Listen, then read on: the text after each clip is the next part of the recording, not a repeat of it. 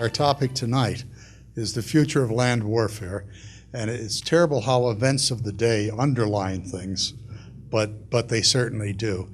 At one time, one might think agonizing over all the various uses of land warfare in the Army and how you do it and the troop levels and the rest could be a long, arduous story. But of course, today, the question of those uses and what they are and the United States' willingness to pursue them is very much a part of the public debate. And there is some disagreement, as we all know, about the probable extent of the value of the tool in American foreign policy of a strong United States Army. So the topic is very important, and we're witnessing in today's headlines constantly how important land forces are in occupying huge bits of territory. And it's a piece of our policy which we have to look at very, very carefully. So we're very lucky that we have a genuine authority on this. Dr. O'Hanlon, as you know, is with the Brookings Institution, where he specializes in defense and national security matters. I'm always amused when you look at his education. He's a BA and a MA in the physical sciences from Princeton, and then his PhD is in public policy. And when he went to the Peace Corps, he taught physics at both the college and secondary school level in French. So a lot of his early background doesn't point exactly into public policy, but he did work for the Defense Institute. He also was at the budget office for 5 years before joining Brookings. He's the author of, by my count, at least 15 books, author or co-author, on a variety of topics. A lot of them zero in on the defense area, of course. And he's been interviewed on radio and television several hundred times, and or he's written several hundred articles, I should say. The interviews have probably been in the thousands. So he's well known and highly regarded within the country's intellectual community. It's my enormous pleasure to present to you Dr. Michael O'Hanlon.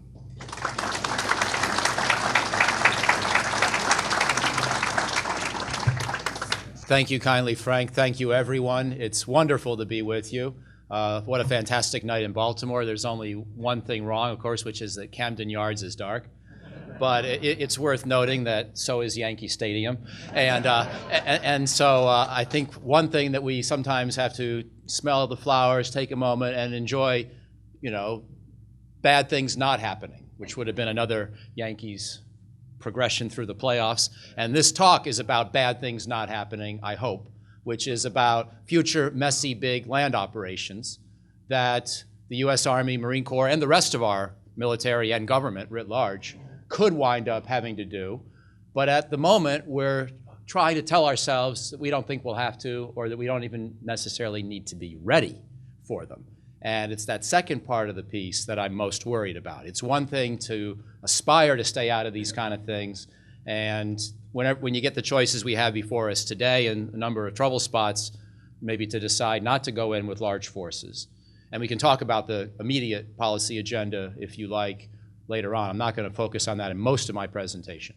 But again, it's one thing to say we don't want to go in to the Middle East again for a third big war right now.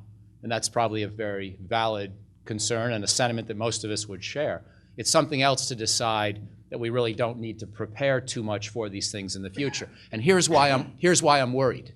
Because if you look at current Pentagon official planning, starting with President Obama's 2012 Defense Strategic Guidance, which was issued through the Pentagon, but it was signed by the President.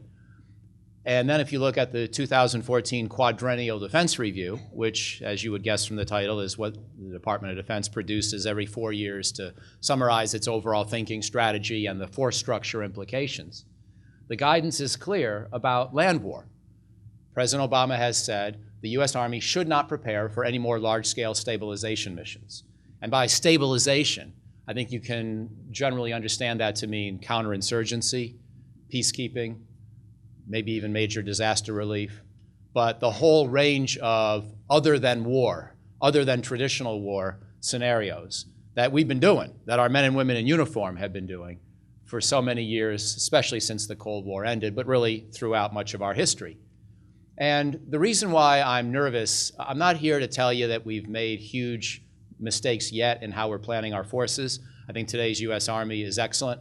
I think that's true across the active force, the Reserve, and the National Guard. But I think that sometimes we get an idea in our head, and if you're not careful, that idea can take you in directions that lead you astray. By the way, this talk is also about the Marine Corps. But as those of you know who are in the Marine Corps, have been in the Marine Corps, know Marines, the Marines are a little bit of a different entity. They're not just a second, smaller land army. And if I try to call them one, I'm sure the 7 of you who were in the Marines would charge the stage and tell me in forceful terms that I was wrong. The Marines can be a second land army when we need them to be, but they're fundamentally an expeditionary and a naval force. They're in the Department of the Navy, after all. And moreover, they tend to do pretty well through the ups and downs of the budget, sustaining a fair amount of support on Capitol Hill and in the Pentagon. So they tend not to be as vulnerable to the ups and downs of our latest strategic construct or paradigm. So I'll be thinking about the Marines a lot tonight. I'll be talking more about the Army. You can bring me back to both if you wish in the discussion. So again, part of why I'm worried is that President Obama has indeed given this guidance. And if you look at the size of today's Army, it's about 475,000 active duty soldiers. You add in the Reserve and Guard, it's about 1 million total. We have a few more soldiers in the combined Reserve component. That's the Army Reserve plus the Army National Guard. The combination of that is a little larger than the active duty Army. The total is about 1 million soldiers. And I think that number is not bad, but getting pretty economical. It's less than we had in the Clinton years. You could say in the Clinton years, the world was a little bit more favorable, a little bit less tumultuous. I'm not giving Clinton or Obama or Bush or anybody else blame or credit. I'm just observing that in the 1990s, China wasn't as powerful. A number of other things were different about that world. We didn't have nearly the instability in the Middle East at that moment or that period of time. And yet in that period of time, we had a somewhat larger army. 475,000 active duty soldiers, that compares with about 800,000 at the end of the Cold War in the Reagan period. And of course, far larger forces than that in the Vietnam, Korea, and World War II periods. I think we're okay at 475, but there are a lot of people who are saying, you know what? If I'm tired of land wars, messy stuff, stabilization missions, if I read the president's strategic guidance, I think we can cut a lot more than that. So for example, in 2013, the last time that sequestration and a government shutdown loomed, the Pentagon did some fairly quiet budget drills, and they weren't totally written up in a public document. But in that set of drills, someone took up the idea of cutting the Army to 380,000, which would have been, again, less than half the size it was in Reagan's time, for example. And not only that, it would have been now getting us into a domain where there are a number of countries in the world that have armies of roughly that size.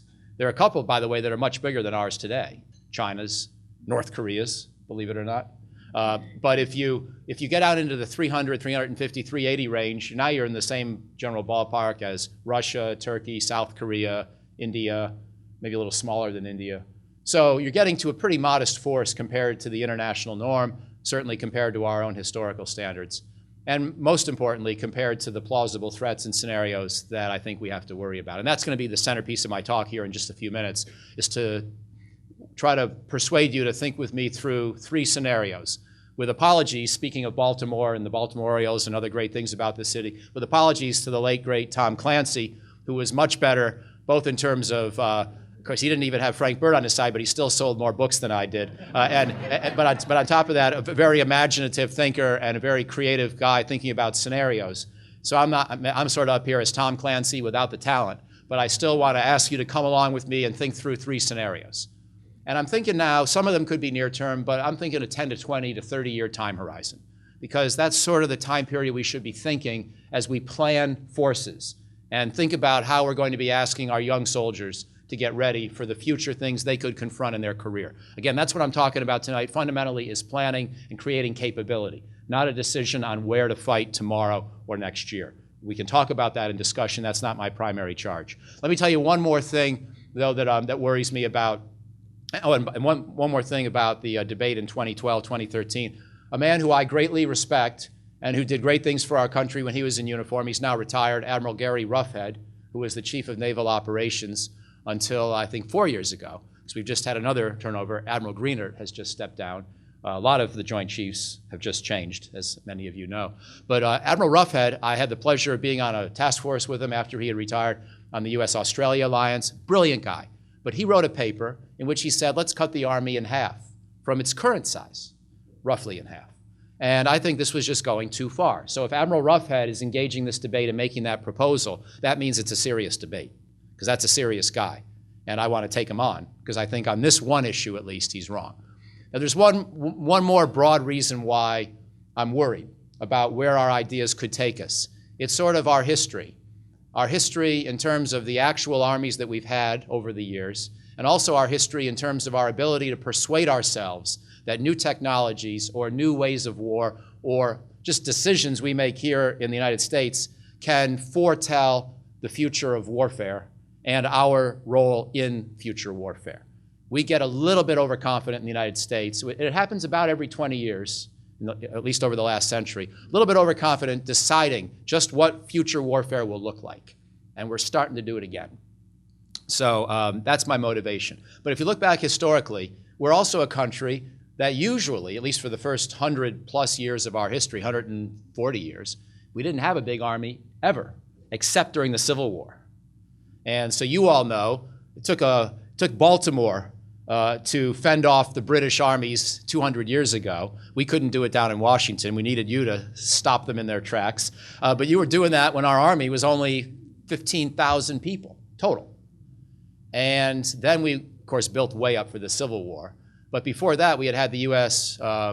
roles in the Mexico Wars, and we did that with an army of 20,000 or so. And then we had the huge build-up, and then the immediate huge build-down after the Civil War. And when Custer had his famous last stand in the 1870s, he had about 4,000 Army soldiers with him, and that was about a fifth of the entire U.S. Army.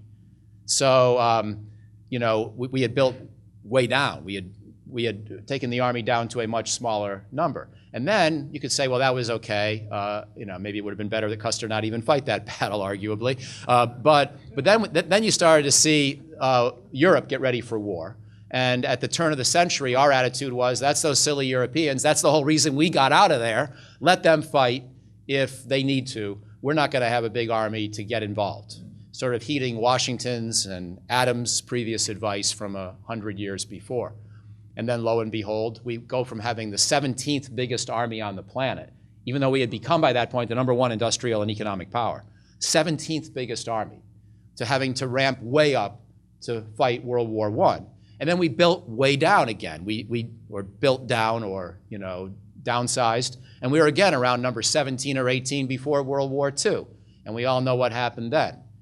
And then, of course, after World War II, obviously we're going to build down from an 8 million person army. But we went so far, so fast, that we leave poor Task Force Smith unprepared for the early battles in Korea.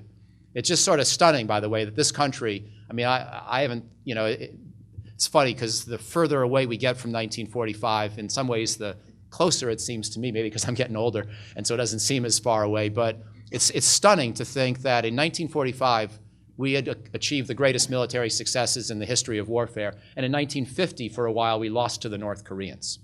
That goes to show how fast you can make big mistakes in this business and how much they can cost you. Okay, so then after that, we didn't build down again. You know, the Cold War was well underway, but we did go into Vietnam, arguably, with the wrong concept of warfare, the wrong army for the job, and we didn't come out very well. And then what's the one lesson of Vietnam we did agree on? There were a lot of lessons we did not agree on. We tore ourselves apart as a nation trying to figure out what the lessons and legacy of Vietnam were. But the one we did agree on was no more Vietnams. And what's the easiest way to sort of give that decision flesh and, you know, and make it stick? Not to have an army ready for another Vietnam. So the U.S. Army in the 1980s and 90s did not prepare for counterinsurgency or stabilization or other such messy missions. We prepared for real war. And, you know, we got to fight one, Desert Storm. Desert Storm was sort of the integrated air-ground campaign that the Army had been preparing for a long time, and obviously preparing extremely well, and in conjunction, obviously, with the other 3 military services and the whole of government. So this was really an impressive accomplishment. But unfortunately, what it meant was that we didn't think about the other kinds of war, and so we got into the Iraq and Afghanistan campaigns. We wound up flailing for a number of years in each place. And you might say, well, if we had only, if we had only properly remembered Vietnam and our own previous wisdom, we would have just stayed out of Iraq and Afghanistan. Well, a lot of people at this juncture would say we should have stayed out of Iraq. But the country, for better or worse, whether we were right or not at the time, we decided we had to go into Afghanistan, extremely bipartisan consensus from the get-go and thereafter. And so you could say, well, the best way to stay out of messy wars is not to prepare for them. Our history doesn't tend to back that view up very well. The world wars happened when we weren't prepared. Korea happened when we weren't prepared. Vietnam happened when we weren't prepared, at least for that kind of war. And the same thing with Iraq and Afghanistan. So I would submit to you, we have to be at least modestly ready for the kinds of things we could face. So that's the basic motivation to the book. We have a romanticism about how we tend to view the Army historically, the citizen soldier, the National Guard or militia-based force. We haven't really liked to have big standing armies. And also we have this tendency, maybe as a high technology country, to always assume that the Army doesn't have to do in the next war what it did in the last war. And all the trends and all the fascinating inventions of the last 100 years, starting with air power, aircraft carriers, nuclear weapons, helicopters, satellites, night vision technology, now it's drones, precision strike technology. We always persuade ourselves that these new things will make the next war so much different than the last war that we don't need the kind of capabilities we had previously. Now, it is true these kind of technologies always do change war a lot, and that we benefit a lot from having them, and that we better anticipate what our enemy could do with those technologies to us. I'm not trying to be a Luddite, but we also tend to have the temptation to say, big messy ground stuff, we got 2 oceans protecting us, and so we're not going to have to worry about that so much. Let's rely on technology. So this is why I'm concerned. Okay, so that's a long warm-up to motivate you for why I'm coming at this topic the way I am. So let me now try to speed up a little. And what I really want to try to do is think about the future of land warfare and illustrate with 3 scenarios, 2 of which I consider to be quite unlikely. But I've got a total of 10 scenarios like this in my book. And even though I think each one, except one of them, is individually unlikely to happen or require a major American intervention, if you look across all 10 and you give yourself 10 to 20 years, I bet you there's a pretty good chance that at least one of them happens at a large scale, and probably other things happen at a smaller scale. And so this leads to my view that the Army really shouldn't be cut anymore. And so I'm here, and Frank's been kind enough, and you've been kind enough to give me 40 minutes tonight in my opening comments to basically persuade you that the status quo should not be changed. Usually not a real exciting way to give a talk, but given the trend lines, I think it's better to sort of, shore up the current position rather than see it continue. And some people would, by the way, I have a number of friends who are considerably to my right in defense strategic matters who might agree with all of my analysis up to the point where I start sizing the Army. And they might say, and in fact, a couple of them already have in print when they've kindly reviewed this book I've just done, they've said, oh, Hanlon is right about the messiness of war, about the likelihood of some of these things happening in the future. The only thing he's wrong about is he has actually not argued for a big enough Army to handle them. So I'm still trying to be a cheap hawk. I'm still trying to keep the budget modest. I'm still looking for a way not to overdo it. But I am also very worried that the trend line we're on could lead us to deeper cuts in ground forces than I think we should. So I actually want to keep the overall force, including the mix between active, reserve, and guard, roughly where it is today. Okay, if you look around the world, let me just do a really quick tour of the world and where I think ground warfare may have a future. And by the way, when I say ground warfare, I'm not just thinking one country invading another, because that doesn't happen too much anymore, although Vladimir Putin has reminded us that it does sometimes still happen, even in today's world. But most of the conflict of the last few decades has been internal civil war, and there's obviously often another component, a terrorism element or something else. And sometimes we could also be dealing in just big, messy, complex operations. It could be a humanitarian catastrophe superimposed on a conflict, for example, or there could be large-scale criminality that is associated with a given country that leads to a meltdown in the state that or combines with an insurgency. Let's say where Colombia was 30 years ago, 20 years ago, for example. So not all the scenarios are tank invasions. But let me just quickly do a tour of the world, and then we'll go to the scenarios. So if I start with our hemisphere, well, South America doesn't tend to have countries that invade each other. It's a wonderful thing. It's a great credit to our South American neighbors. And they've had a lot of civil wars over the years, and some of them still have very difficult security environments. But it tends to be more of a high-end criminality, a lot of crime, a lot of murder, but typically in the realm not of organized violence. There is gang violence, but it's typically not taking territory, or doing the things we think of armies as historically doing. So that's the security environment in most of Latin America in a nutshell.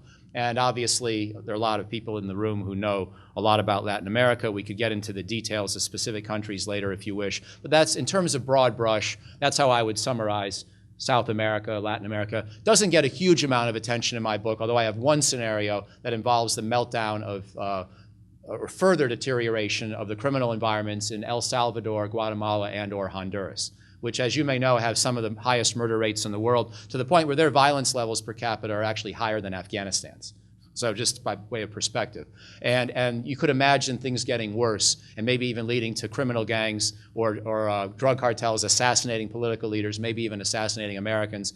That's how I generate a scenario out of that. But that's about all I think in terms of the major high-end demands on U.S. ground forces from Latin America. In North America, we're in pretty good shape. About the only reason I can think anybody would go to war up here. I'm not that happy about Toronto winning the American League East. And I think we may have to do something about that. But beyond that particular little insult from our Canadian neighbors, you see where I'm going, that I think this is, generally speaking, in homeland terms, a fairly safe place. Although I have one scenario here as well, which is something like a 9/11, but something that affects our entire electricity grid. You know, it could be a high-altitude nuclear burst that fries a lot of the electronics, and I'm sure many of you are familiar with that threat. Or it could be a large-scale terrorist threat that goes beyond 9/11 and actually involves weapons of mass destruction. You could have a dirty bomb that isn't actually a nuclear detonation per se, but it spreads radioactive material throughout a whole city. You could have sort of a nuclear weapon on the loose and not really know where in the broader Northeast it might be, and require some degree of monitoring and sort of creating cordon sanitaires around a lot of the big cities as we try to find this thing. So you can imagine a number of scenarios that would involve disasters or threats of attack or consequence management after an attack in North America, and I've got a scenario about that as well in the book. Europe, looking relatively good until you get as far east now as the Baltic states and Ukraine, and I'm not going to talk about that in my scenarios with you, but happy to go to that in discussion if you like. Then, there's some good news in Central Eurasia. As bad as Putin is, and as much as we worry about China's rise, these are countries, Russia and China, and you're talking about them in November. They don't have the likelihood of large-scale civil war inside of their countries. If they fight each other, that's sort of their problem, and I don't think they will anyway. I'm not trying to totally trivialize what would happen if that occurred, but I don't expect it. And so a lot of Central Eurasia is not where I think the future of land warfare will have a big renaissance. But if we look along China's edge, and again, I think China is a reasonably responsible rising power by the standards of rising powers, but it's still an incredibly powerful rising power at this juncture. And Korea is right next door, and there are a lot of scenarios involving Korea that could get into some pretty messy kinds of pitfalls for us. Not only if China gets involved, but even if China stays out, given the fact that North Korea now has nuclear weapons, given the fact that Seoul is so close to North Korea. And so I will talk briefly about a Korea scenario in just a minute. Anyway, as I start to sort of do a rotation around Eurasia and I get to South Asia, that's where I have a lot of my worries. And I'm going to throw a scenario at you about South Asia. And obviously the Middle East is a mess, to put it politely and to use a technical term. And so I have a scenario about Syria. And that my Syria scenario is the one that I actually think will happen. So most of the spirit of this book is scenarios that are individually unlikely, but still need to be thought about, prepared for. The Syria one, I actually think will happen. So I'll finish on that note. But let me now talk you through, by the way, one last continent, shouldn't forget it, even though we often do, Africa. And the good news about Africa is that it's actually done a great job bringing down a lot of its civil violence. There are still some civil wars. They're typically not as bad as they had been for most of the Cold War. There's been progress in Africa. Unfortunately for Africa, it's now suffering the effects of the global jihad coming south. And so we've seen that in parts of Nigeria, in Mali, in other places as well. Somalia is still struggling, the Sudans are struggling, and my former Peace Corps country of Democratic Republic of Congo is in a little better shape than it had been, but still obviously fragile. And so on balance, Africa is a place we have to worry about some degree of terrorism and some degree of ongoing civil war. But again, African states, to their great credit, like states in Latin America, don't tend to attack and invade each other. The fights between African states are relatively few and far between. So we can sort of specify and narrow down our range of likely roles there. And even if there are wars in Africa, we often don't get very involved ourselves. I actually would submit there may be times in the future we need to think about possibly doing so. I've got a scenario in my book which combines Boko Haram in northeastern Nigeria getting worse with the north-south tension in Nigeria getting worse. So you sort of now have a civil war dynamic complementing a terrorism dynamic. And then let's just be Tom Clancy without the talent for a second, and let's throw Ebola on top of that. If you ever have an outbreak of something like Ebola in a war zone, you are talking about a real mess because the NGOs, the traditional NGOs, can't do it. They can't solve the problem the way they did in Liberia, Sierra Leone, and Guinea. And I'm a huge admirer of what they accomplished. And I know Johns Hopkins and other great institutions in Baltimore, and probably some of you had a hand in that as well. The great news about Liberia, Sierra Leone, and Guinea with the Ebola outbreak last year is that these countries had pretty good leaders on balance, and they were not at war. So even though they were impoverished, even though their public health systems were weak, they had some things going for them, and the whole severity of Ebola was contained. But remember how scary it was for a few weeks there. We didn't know if it was going to come over here. What if Ebola broke out in a war zone where the governments are not competent and not able to go in and deal with the crisis? You've got a lot of people moving around, maybe moving in and out of the war zone. Can you really afford to let this thing just go wherever it goes? Or do you need to try to do something about it? And if you do, there's not much alternative but to have some kind of an international, multilateral military force. Okay, so I'm not going to, I've sort of added that one now to my list, but let me give you the three that I'm really focused on most. By the way, in general, these are all multilateral missions. I'm not advocating unilateral U.S. Army missions in most of these conflicts. As a practical matter, we're not going to get the same amount of help in every one of them if they happen. And so you'll have to be flexible in a case-by-case basis, but I'm assuming multilateral missions. So that's the good news. Usually we're not doing more than 25 to 35% of the heavy lifting. The bad news is some of these could be really messy, difficult scenarios, and they could go on for quite a while, as we've seen with our peace operations in the Balkans, with Iraq and Afghanistan, and so forth. Okay, scenario number one. War in Korea. Well, this sounds, to some of you, crazy or obsolete.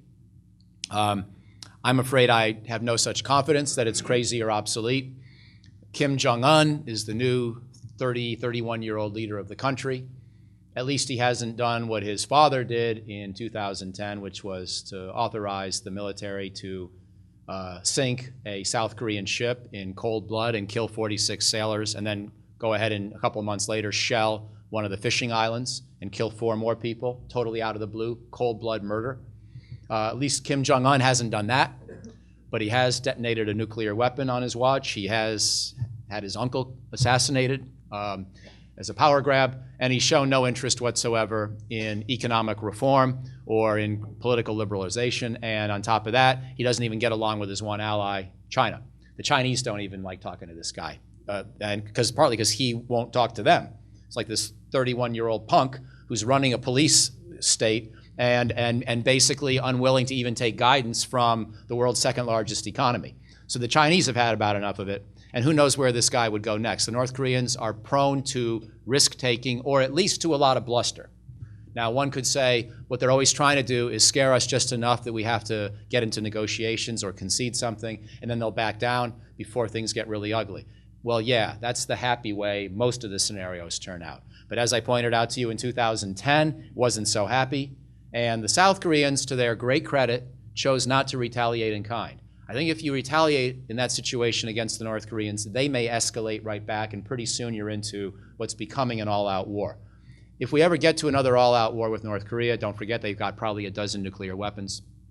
The South Korean army is a lot better than it was. For those of you who might have, there might be a couple of people in this room who had a role in previous eras in Korea.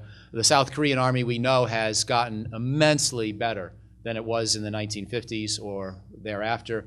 But if there's another war, you've got 1 million fanatical North Korean indoctrinated soldiers who have been told their whole lives that Americans are evil, that if they come into the country, it's to kill them. And they're working for a guy who they know, their own president, who will kill them if they ever dare to defect or not fight. And on top of that, this country now has a dozen nuclear weapons, and probably growing. So if there's a Korean War, we're going to have to help the South to end this thing as fast as possible. And I play through a number of scenarios in the book, but if you talk to today's Army and Marine Corps, what they'll say, and they're certainly briefing the President and Secretary of Defense on this, it's the Korea scenario that actually makes these ideas of cutting the Army in half just totally unthinkable. You would have to just assume away any risk in Korea. And again, I don't think the North Koreans are likely to attack, partly because they know we're strong.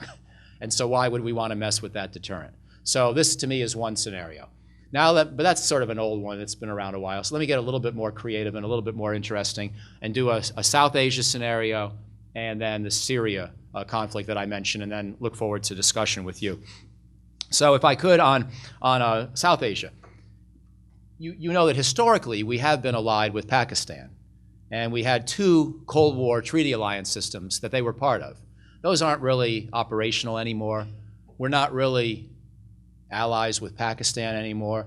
In fact, as you're aware, I'm sure most of you, they've been as much of a hindrance and a problem for us in Afghanistan as they've been a help, and they may have even had a hand in this fall of Kunduz 2 weeks ago. And so the Pakistanis are not a country we're going to come in to the rescue for. And neither is India, because even though we have improving relations with India, we're not an ally. There's no formal security relationship. India doesn't really want one. So far, we haven't really proposed one. And so this is not a place where we're going to go in and take sides if there's a war. But let me remind you, speaking of recent tragedies, and I'm sure you all remember, in 2008, the Indians and Pakistanis almost had what would have been their 4th all-out war, and maybe their 6th total war if you count skirmishes and smaller conflicts, when a group called Lashkar-e-Taiba, a terrorist group that Pakistan's security forces had created and also facilitated logistically and had been in communication with prior to and during the Mumbai attack. This group attacked Mumbai, killed almost 200 people, brought the city to its knees for several days. What did the Indians do? The Indians did nothing. And I want to someday maybe write a book on strategic restraint in international relations. And I think the South Koreans in 2010 and the Indians in 2008 will be case studies. And I admire them both. I'm pretty sure if anybody had done either of those things to us, we would have gotten some vengeance. Americans, we like to tell ourselves we're all peaceful and isolationist, but we're pretty tough. And if you come at us, we tend to punch back. And the Indians did not. And I think it's to their enormous credit that they did not, because there was no obvious thing to do that would have been an improvement in the situation. But if it happens again, the whole logic of trying to show restraint will be harder to sustain. And so I think that if Pakistan were foolish enough to let Lashkar-e-Taiba do something like that again, and by the way, Lashkar-e-Taiba, this is a jihadist group in the category of Al-Qaeda in terms of its worldview. So there's nothing restraining them about doing this in a philosophical or a political or a moral way. But and it may also be the case that this is now Frankenstein's monster, that Pakistan may not even be able to fully control this group at this juncture. We're not sure. In any event, let's assume another attack by Lashkar-e-Taiba. What I would submit to you is what's going to happen after that, if it occurs, is that India will retaliate this time. And India's logic will probably be a punitive strike to make Pakistan pay a price and perhaps go after a terrorist training camp or 2 if they can identify and localize them and target them. The problem is that Pakistan, and I'm sure many of you know this, but just a quick review of geography, it is a very narrow country, especially in its heartland. So if you're a Pakistani in the military, in the security forces, who spent your whole career with the notion that India is the big nemesis next door, and this is sort of the culture of your organization. And you're, frankly, and we may have Pakistanis here, and I look forward to your comments and questions in a discussion period if you are, but obviously there's still a lot of rancor, there's a lot of animosity, a lot of distrust, and even paranoia, I would submit. And if India even goes 10, 20, 30 miles into Pakistan, there are going to be a lot of Pakistanis who assume that this is regime change. This is, Prime Minister George W. Bush over in Delhi, the equivalent, and that they are being singled out for a forcible overthrow of their government because India's had enough. There will be plenty of Pakistanis who worry that. And then what the logical thing to do, if you're about to get invaded by a country whose tank armies you can't stop, is to trot out your nuclear weapons. Doesn't mean you have to use all 125 at a time. Doesn't mean you have to attack anybody's cities. But maybe you get ready to launch one or two against the invading tank columns, or against a key bridge or a marshalling yard or a logistics choke point that India relies upon, or a tactical airfield where its air force is operating in support of the ground forces that have invaded your country. I don't think this is crazy at all. I wish Tom Clancy were here to tell me if this would pass muster by his sanity test. But I'm afraid that this kind of thing probably would happen up until that point. Then the question becomes, does Pakistan actually use the nuclear weapon? And I'm thinking they might use one. Quick review of your nuclear physics. And by the way, I think I've given a couple of talks in Army conferences where I've tried to encourage the Army to think more about nuclear war, not less. Because I think that when you go back and you read our Cold War nuclear theology and you study the effects of nuclear weapons, the problem is that you can convince yourself these things are usable. I don't think they are. I don't think they should be. But the Hiroshima and Nagasaki bombs, they're relatively small by nuclear weapon standards. We detonated them each about 2,000 feet up. When you do that, what happens? The fireball does not touch the ground, which means there's no substantial fallout, which means it's sort of a localized effect. And that's what happened in Nagasaki and Hiroshima. Those cities were destroyed, but you went out 10 miles from those cities and basically things were fine. And they stayed fine. So if there is an isolated Indian airfield near the Pakistani border, and you're Pakistan, and you're getting invaded by India, and India's forces are 5 times the size of yours, and you don't trust India when they say, this is just a short punitive raid, don't worry, we'll be done pretty soon and go back home. What do you do? Anyway, I'm not suggesting we should fight our way in to stop that, and I know I'm also running out of time in my presentation. What I am suggesting is if this gets to that point, there's going to be a powerful impetus for the world collectively, starting with the UN Secretary General and the President of the United States and others, to grab the leaders of India and Pakistan by their metaphorical lapels and say, stop it. And here's how we're going to stop it before we go to all-out nuclear war in South Asia. We're going to deploy an international force to prevent the movement of future terrorists across this border, and perhaps to do a trusteeship for Kashmir, which is the disputed province that's often at the heart of a lot of Pakistan's grievances with India. And then after a certain period of 10 or 15 years of cooling off, we'll let the Kashmiris vote on who they want to join or if they want to be independent. This kind of idea today, if you say this to Indians, they hate it. So if I have any Indian friends in the audience who want to chime in, you can confirm or deny that. But Indians don't want Yankees muddling around in their relationship with Pakistan, and certainly not in the future of Kashmir. But what if we're on the verge of Indian-Pakistani nuclear war, and a weapon or two has already been detonated? I think the world changes. And the kind of a force you would need to stabilize that frontier and do a trusteeship for Kashmir would probably be several 100,000 international troops. I would hope the US number wouldn't have to be that big, but it's probably going to have to be several tens of thousands. Last scenario, and by the way, I hope that one, as well as the Korea one, are in the likelihood range of 1 to 5% or less, I hope. But this one, the last one that I promised I would finish on, and I'll do so now, is not so unlikely. And it's Syria. And here's what I'm proposing on what I think is plausible for Syria. Not that we're going to invade. I'm not even sure Donald Trump would invade Syria. But I do think that whoever's president in 15 short months, and maybe even President Obama, because he is starting to evolve his policy a little, is going to increasingly come to the view that the hands-off strategy has failed. If we did too much in Iraq and Afghanistan, we did too little in Syria. And the only redeeming thing about this is we're not getting a lot of Americans killed in the war there, which is obviously a good thing. But beyond that, there's actually a bigger mess in Syria than there ever was in Iraq or Afghanistan. in terms of the potential threat to the Middle East region and ultimately to the Western world. We've seen Charlie Hebdo and other such attacks that have been motivated by Al-Qaeda or ISIL, and sometimes by people going to Syria, going back home. We know there have been several thousand Europeans who have gone to Syria, several hundred Americans. Some of them may try to go home. Can we really let this thing just burn forever? There are 250,000 people dead. Half the Syrian population has been displaced from its home. That's producing a new generation of jihadists who are not going to school. So this is a mess. We all know it's a mess. The question is, what can you really do about it?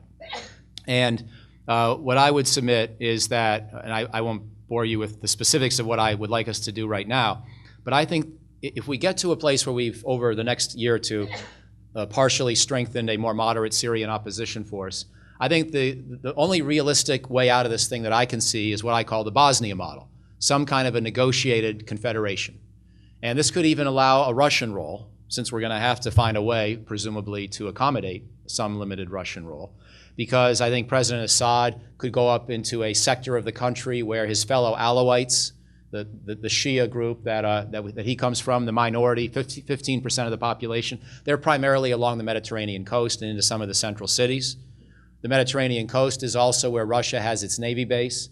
So if you had a sector that essentially protected the Alawites, that would give Assad a place to go into internal exile. It would give Russia a way to hold on to its Navy base. Russian peacekeepers could essentially help protect that zone. But the problem is we're going to need an international force because there is no other trusted force in Syria to keep any peace. I mean, this is a basic fact as we talk about these negotiations about how we're going to get a new government to replace Assad. Well, first of all, Assad is not willing to go anyplace, and the Russian intervention has just made that even more likely. But secondly, even if you could theoretically open up this notion of a negotiation, who's going to implement and enforce the deal? They all really hate each other at this point, for good reason. And especially the Sunni Muslims, who have probably suffered 200,000 dead at the hands of Assad and his barrel bombs and his atrocities. So the notion that you're going to get this consensus government, even if Secretary Kerry could negotiate it somehow, the deal is not self-enforcing. There's no mechanism by which it can be upheld against spoilers and others who might try to disrupt it. So we're going to need an international force. And I predict, I hope I'm wrong, and I hope you'll have me back, Frank, so some of you can hold me accountable over the next 5 years, but I would predict in the first term of the next US president, we will wind up in Syria with some kind of a negotiated settlement and an international peace implementation force. And I hope it minimizes the role for Americans. But this mission would be way too hard to be attempted without Americans. So anyway, let me conclude on that note. These are the kind of messy things. You can not like one or two or all of my scenarios, but I still think, to sort of finish on the old Bolshevik saying associated with Trotsky and other Bolsheviks 100 years ago, you may not have an interest in war, but war may have an interest in you. President Obama may not have an interest in another messy, large-scale ground operation, but we may wind up feeling that our vital interests require one nonetheless. If not on his watch, then maybe on the next president's or the ones after that. And even if we hope we don't have to do any of this, isn't being prepared for the possibility more likely to be the better way to prevent it than to let down our guard, cut our army, and only have to build up later? So thank you. I look forward to your reactions.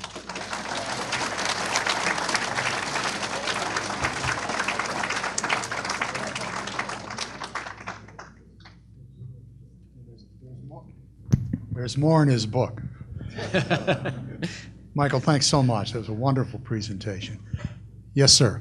The question is, wouldn't the solution you propose, a partition, essentially solve the refugee problem?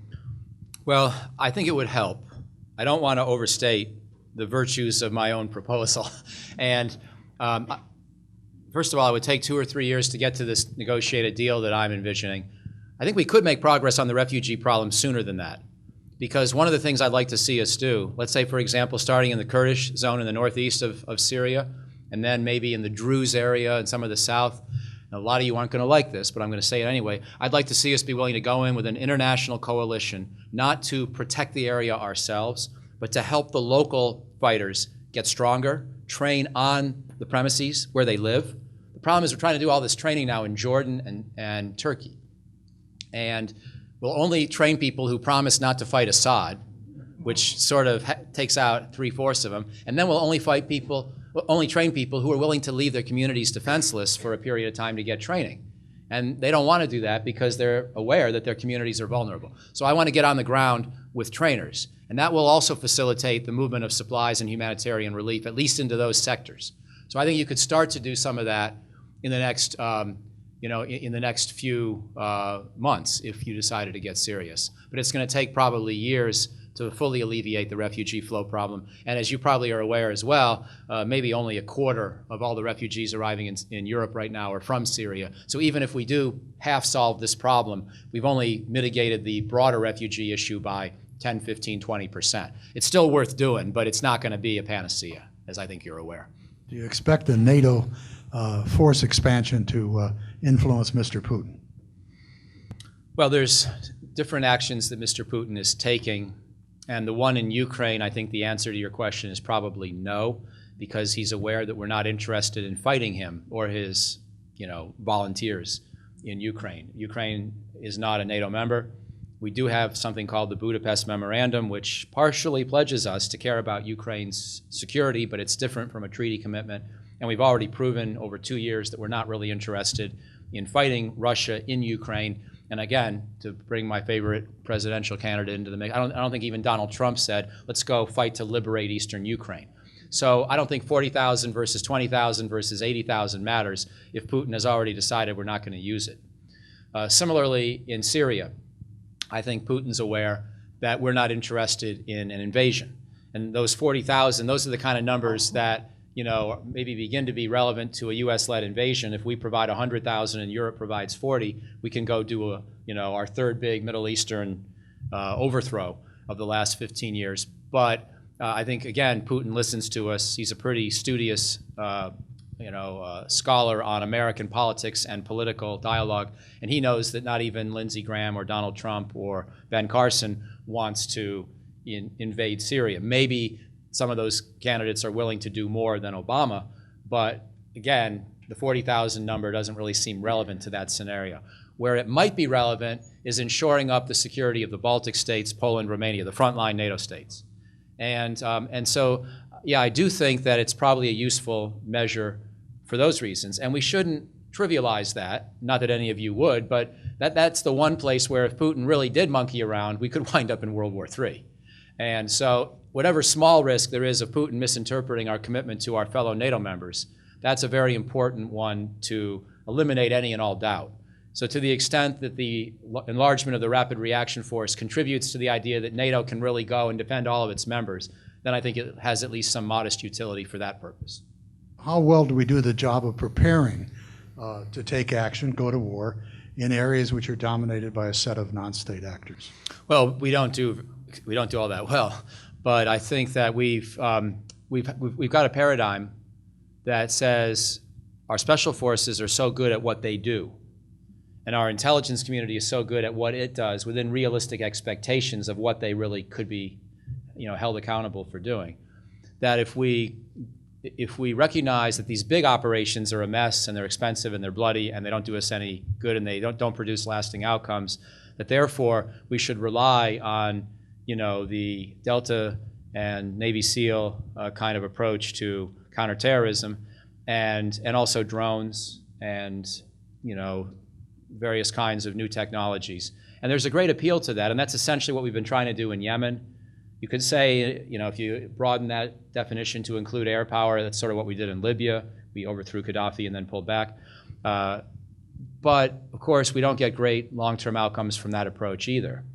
And in fact, these problems in both Libya and Yemen and elsewhere are festering. So I think the real debate is right now, in terms of those who would cut the Army more, they would say, you know what, even if you try hard with these big operations, it's not going to work. It's just not worth the trouble. And we've got these other tools that are at least passably good at containing the problem. And let's just fall back on those. And then there are others of us, and that's one camp. And then there's my camp, which basically says, okay, if you want to re-debate, relitigate the Iraq and Afghanistan experiences, I can see your point on all that. Maybe those didn't turn out to be worth the investment. Debatable in both cases. But I can just imagine other scenarios where, in the future, we might have very little choice. The India-Pakistan scenario that I mentioned isn't just worrisome because of the nuclear weapons that could go off over Delhi or Karachi, but it could also lead to the weakening of the Pakistani state and its control over its own nuclear weapons, at which point those nuclear weapons could potentially get into the hands of non-state actors and terrorists, and at which point it becomes of vital interest to our security because we know where they would like to detonate those weapons if they ever get them. So I really think that, and there are other scenarios I could imagine with Pakistan fissioning without India's role whatsoever, and a number of other places where if nuclear weapons get loose, there really is no scarier thing than that kind of scenario for us. So that's why I think some threats could require us to do more than just, drop a couple of weapons from drones or send in a few Navy SEALs one night for a hit and then pull back. There could be situations where the scale of the problem is just so big that we've got to go in as part of a coalition and address it with large-scale regular forces. Why do we have Marines in Georgia?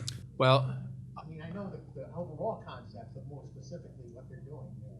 yeah, well, first of all, I don't think we have a lot of Marines in Georgia, but we do. But you're still right to raise the point. I agree with your point because we have had some ongoing limited associations with the Georgian military, and the Georgian military has tried to help us with these messy operations in Iraq and Afghanistan, partly because they know they need the association with the United States for their own security, and so they want to please us, and they know we want partners, so they come help.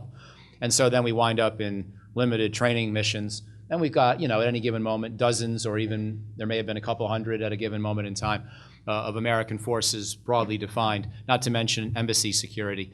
And so I guess one question that I take from your point is, would that be enough to deter Russia from invading Georgia again, or would it potentially provoke Russia to invade Georgia? And I think we also had Marines on the ground, however, in 2008 when Russia did invade Georgia.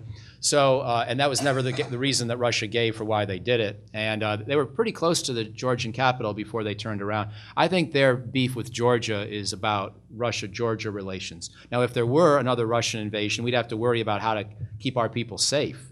And there is a danger anytime your people are overrun in this sort of a thing that now you have a temptation to want to escalate and get involved. And I would hope that that would give Putin pause. But I think Putin would make decisions about Georgia not based on any Marines, but based on what he thinks he needs to do to corral the Georgians. So I guess I conclude this by sharing your worry that there are ways in which we could wind up in an inadvertent problem with Russia, not because we've had Marine units to defend Georgia on the ground, but because there were enough Marines or others there that if and when an invasion happens, a few Americans get killed in the process, and then what do we do? Do the principles lodged within the Monroe Doctrine still apply in any significant way? Yeah, the Monroe Doctrine, that's worth a big discussion of itself. I still get a sort of a kick out of the Monroe Doctrine. I mean, here we are in 1823, we've got a small Navy, we're a small country, and this huge landmass, and we decide that we're just going to tell everybody else to stay out as if we can enforce it. And but you're right, it sort of worked somehow, or at least it was whatever the European powers were going to do around here. They didn't have the plans to do it anyway, so we can take credit for keeping them out. At this point, of course, we don't have too many big worries about Russian and Chinese and other countries' military operations in this hemisphere, but they certainly are economically active, and especially China. And so I think the answer to your question is no, that we cannot issue any kind of a edict or American policy that would keep them out economically.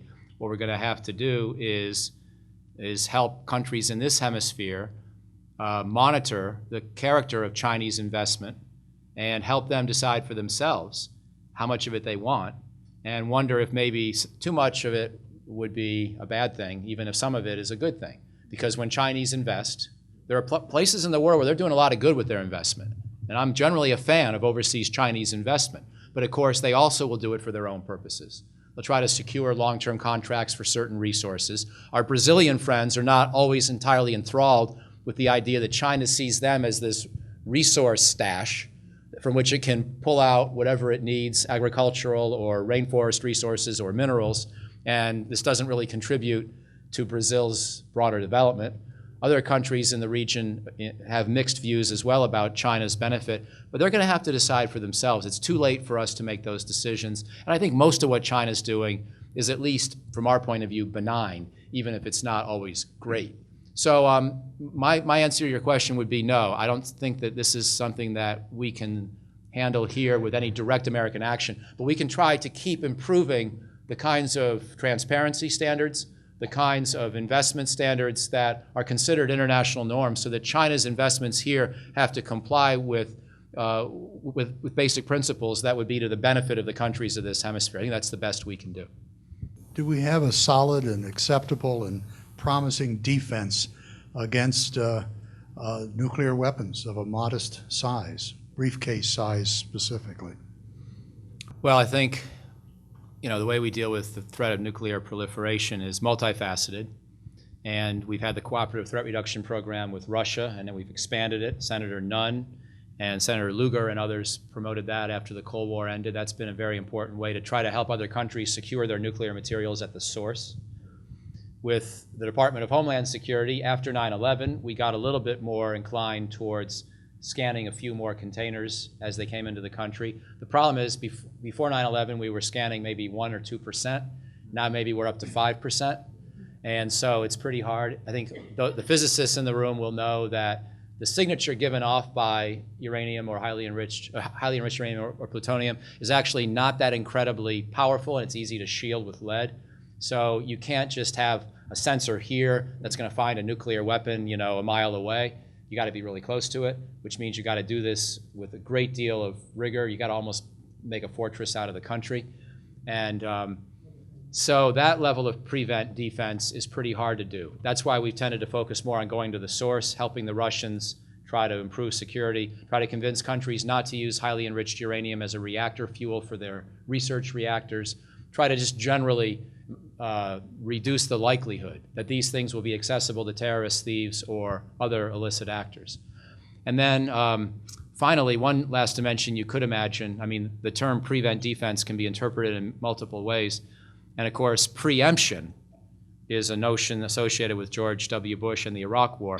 But if we got to a point where we were actually fighting the North Koreans, there's no doubt in my mind that once the war has actually begun, one of the very first things we're going to try to do is destroy every North Korean nuclear weapon or every launcher. The weapons themselves would be hard to find. The plausible launchers, less hard to find. And those will be targets in the early days of our air and concentrated air and naval attacks. And so prevent defense in that case means preemption George Bush style, and it would have a pretty good logic behind it. In fact, I was once on a panel with Ash Carter when he advocated just that.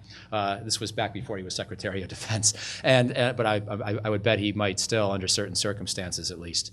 So I think if you get into that kind of a conflict scenario, prevent defense might mean trying to preempt the enemy, but more generally, I think your concept has to apply to controlling nuclear materials where they are used, stored, produced, because that's really your only hope, given that it's so hard to find them once they spread.